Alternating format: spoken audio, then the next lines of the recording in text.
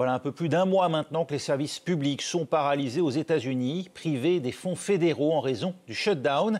L'incapacité des démocrates et républicains à se mettre d'accord au Congrès sur une rallonge budgétaire. Conséquence, l'aide alimentaire dont bénéficient quelques 42 millions d'Américains sera réduite en novembre. Bonjour, Julien Labarre, vous êtes chercheur, politologue à l'université de Zurich. Cette situation commence donc à avoir des conséquences immédiates sur la vie des Américains. Ils réagissent. Bien sûr qu'ils réagissent. Aujourd'hui, vous avez tout un tas de programmes d'assistance sociale qui sont soit à l'arrêt, soit ralentis. Donc forcément, le shutdown commence à se faire sentir et ça commence à faire mal pour beaucoup de gens. Il se trouve qu'aujourd'hui, dans l'opinion publique, la plupart des Américains donnent le bénéfice du doute aux démocrates et leur concèdent que leur shutdown a simplement l'objectif d'empêcher certaines coupes qui sont prévues dans le budget. Mais encore une fois, personne ne peut se réjouir du shutdown. Près d'1,5 million de fonctionnaires ont vu leur paye gelée. Ça a des effets sur la sécurité même du pays aujourd'hui. Les questions aussi des militaires qui, eux, n'ont vu leur solde versé qu'en raison de la décision de Donald Trump lui-même le mois dernier. Je ne suis pas sûr qu'il y ait forcément des conséquences en termes de sécurité nationale parce qu'il y a des dispositifs qui sont mis en place pour éviter ce genre de problème. En revanche, toutes les agences, toutes les administrations qui dépendent du financement fédéral aujourd'hui sont gelées, ne peuvent plus dépenser de l'argent qui n'a pas été alloué par le Congrès. Évidemment, ça a des conséquences sur tout un tas de domaines, par exemple les transports. Vous en parliez tout à l'heure, il y a des ralentissements dans le secteur aérien. On a des gens qui aujourd'hui travaillent dans la sécurité dans les aéroports qui ne sont pas payés. Vous avez des files d'attente qui se rallongent de jour en jour. Donc évidemment, ça a des conséquences dans tout un tas de domaines. On peut penser aussi à la recherche, des agences de santé qui ont été soit mises au ralenti, soit complètement interrompues dans leurs opérations. On peut penser à tous les parcs nationaux qui sont soit totalement ou partiellement fermés au public. Donc évidemment, il y a des conséquences, mais je ne suis pas sûr que ça a forcément des conséquences sur la sécurité nationale. Oui, il faut dire que ces fonctionnaires, on pense par exemple aux aiguilleurs du ciel chargés précisément de la sécurité, en l'occurrence des avions, même non payés, ils sont tenus de venir travailler. Bien sûr. Bien sûr, ils sont tenus de travailler et vous le dites, ils ne sont pas payés, il y a des retards de paiement. Et ce qui est dramatique, c'est que évidemment, il y a des garanties sur ces retards de paiement. Ils seront rémunérés a posteriori. Simplement, on sait aujourd'hui que ce genre si vous voulez, de grains de sable dans les rouages de l'État, ça a des conséquences absolument dramatiques pour les individus concernés.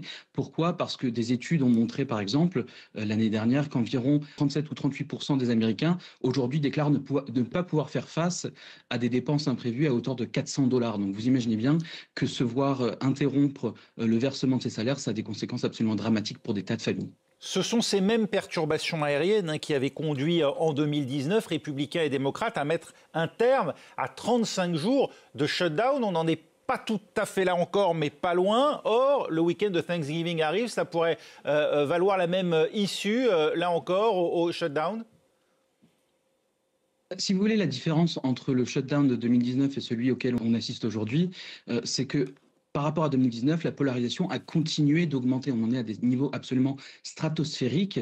Et vous avez aussi toute une rhétorique présidentielle qui consiste à dénoncer les démocrates comme des ennemis de l'intérieur, ce qui rend toute idée de compromis absolument impossible. C'est-à-dire qu'aujourd'hui, à la fois pour les démocrates et pour les républicains, la notion même de compromis qui est nécessaire au passage du budget est devenue synonyme de salissure. Quand vous avez un président qui passe ses journées à expliquer que les ennemis de l'intérieur sont les démocrates, ça ne donne pas envie d'aider le camp républicain. Pardon. Oui. Au point où on en est aujourd'hui, de blocage dans la vie politique américaine, le président Donald Trump lui-même suggère de revenir sur la règle du filibuster qui, en gros, nécessite l'assentiment de 60 sénateurs pour permettre de voter une loi. Peut-il arriver à ses fins et est-ce, d'après vous, effectivement, la conclusion logique, finalement, de ces shutdowns successifs ? Je ne sais pas s'il y arrivera. C'est un peu hasardeux d'essayer de prédire ce qui va se passer. En tout cas, ce qu'on sait, c'est que les leaders républicains au Sénat, ils sont complètement hostiles, au-devant desquels John Thune, qui a expliqué qu'il y est complètement hostile. Pourquoi? Parce que c'est un serpent de mer un peu de la politique américaine. Beaucoup de gens dans les deux partis, lorsqu'ils sont au pouvoir, parlent de cette suppression du filibuster, donc de l'obstruction parlementaire. Le problème, c'est que, si vous voulez, les élections sont tellement rapprochées aux États-Unis que tout le monde s'accorde à dire que dans 2 ans, on préférait que notre propre parti, si jamais on devait être dans l'opposition, dispose de cette option de l'obstruction parlementaire.